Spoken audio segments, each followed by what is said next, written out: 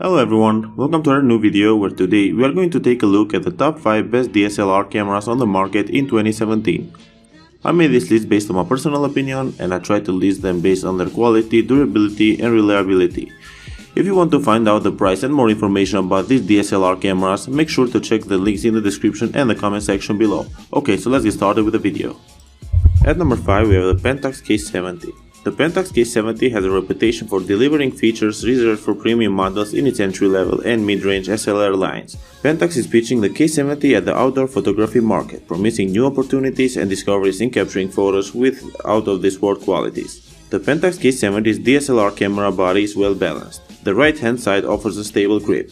It has two setup dials where the first is located in front of the shutter release button and the second is found on the back and operated by the thumb of the right hand, which allows quick and efficient changes of all image parameters. It's dustproof, weather resistant and cold resistant down to -10 degrees Celsius. There are 100 seals through the body, including the articulating LCD display, and the grip is designed to stay grippy even when you're wearing gloves. Despite all this, the K70 is still pretty compact for a fully featured APS-C format DSLR. It's portable too.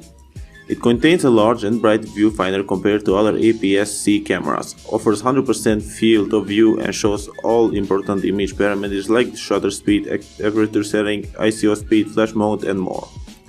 The rear screen has a flip-out variangle mechanism, which already makes it pretty useful, but the promise of faster live view autofocus makes it better still. You can also use it for shooting video, of course, although the K70 stops at Full HD resolution. Images taken from this camera are very good, and as a plus, there is a mode optimized for night and astrophotography that reduces the impact of ambient light. Who doesn't like to take pictures in nights with good qualities, right? The built-in Wi-Fi enables the camera to be controlled by a smartphone or tablet with a rich image since Android and iOS apps, which is great because you can save your photos while you are shooting. I highly recommend this camera because it gives a sense of common and professionality to the entry-level or semi-level photographers. Moving on, at number 4 we have the Nikon D750. The Nikon D750 is a camera worth of attention because it is their lightest FX camera which offers fantastic AF performance and captures the details of an image in any light. Imagine you can capture photos in any light and this won't affect the image quality. To keep the camera lightweight, Nikon used a combination of magnesium alloy and carbon fiber in the construction, making the D750 slightly lighter. In addition to the solid build, Nikon also weather sealed the D750 against dust and moisture, just like on higher-end cameras. I am happy to say that the construction of the D750 is indeed excellent and it can easily survive in tough weather conditions. Nikon really does a nice job on photo quality because the shots are mouth-watering and the XP 4 processor moves things smoothly along, making it capable of long bursts at 6.5 frames per second without skipping a beat, and record Full HD video at up to 60p. There is also the clarity control, which enables the micro contrast of the images to be adjusted to give the appearance of stronger shapes and outlines, with less risk of halos and over-sharpening problems.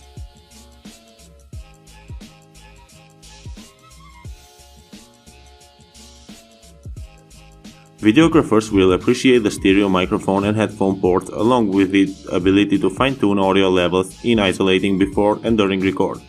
It's also possible to select the sound range for adjustment and adjust aperture with buttons rather than dials for smoother, quieter operation. White noise can also be reduced when recording with the built-in microphone. The D750 is also unique amongst full-frame DSLRs currently in having a tilting screen, which is another advantage when shooting video in particular.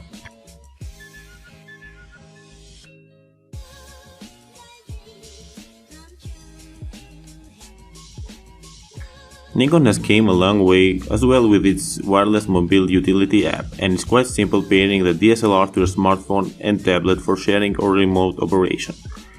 Simply put, this camera is for shooters who demand superior performance in all types of light and for travelers and adventurers who need the lightest possible camera with full-frame image quality.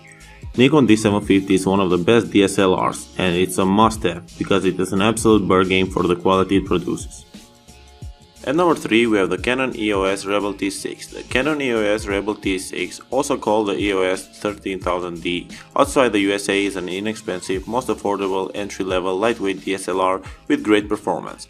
It's easy to shoot, shoots well, and the pictures look much better than most other big brands cameras due to Canon's generally superior color rendition.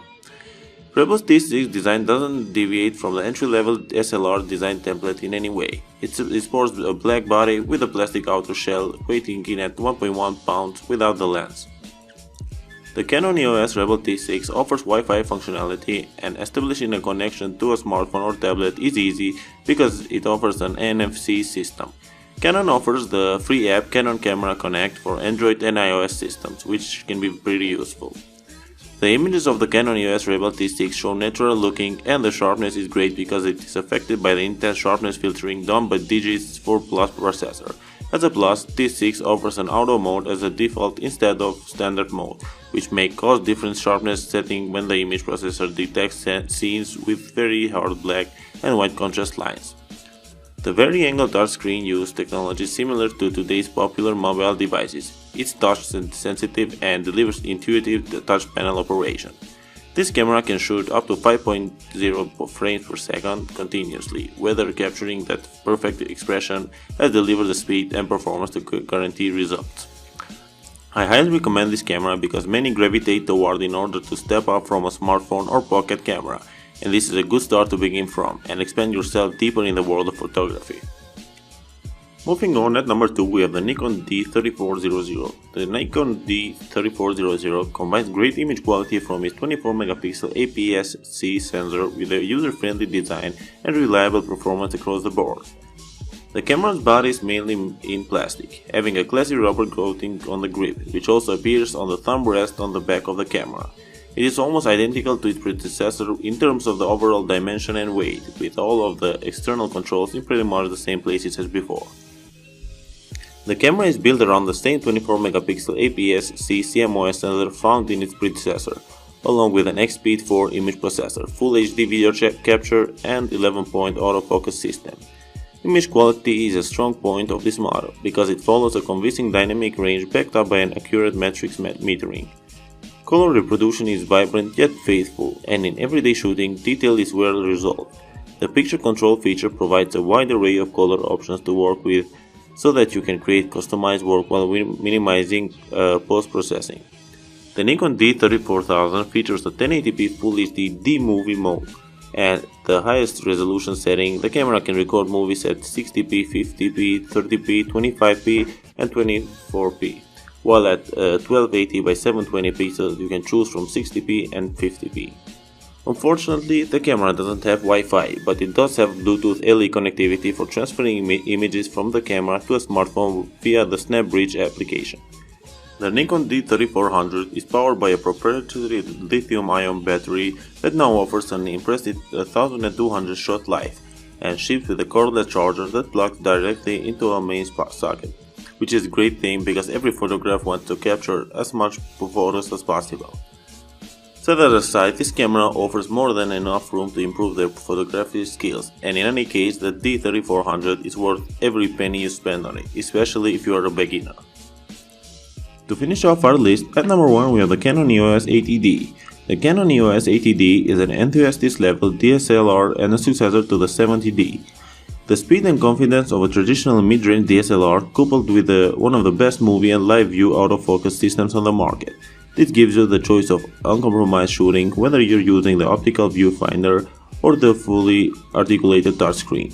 Featuring a body sealed against dust and moisture, the 80D has a polycarbonate exterior and magnesium alloy chassis. It is nearly identical in design to its predecessor, with the majority of controls accessible via the articulated inferior touchscreen, as well as via physical control parts, and it's in your typical all-black DSLR body style.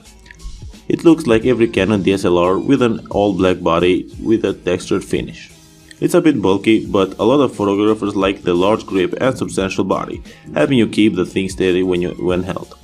While the maximum continuous shooting rate is the same as 70Ds at 7 frames per second, the burst depth has been increased to 110 jpx, which is a significant step up.